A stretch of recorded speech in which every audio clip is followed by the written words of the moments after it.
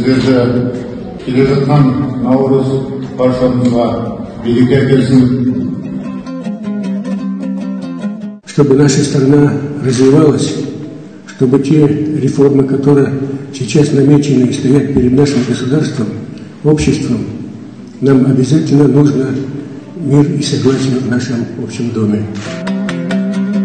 Алғашқы беттегі қиыншылықты Қазақстан халқымен бірге көрдік.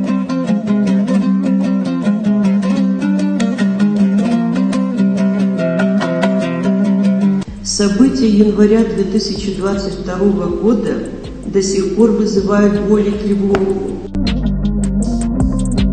В нашем крылом ассамблейного Казахстана многие идеи реализовываются.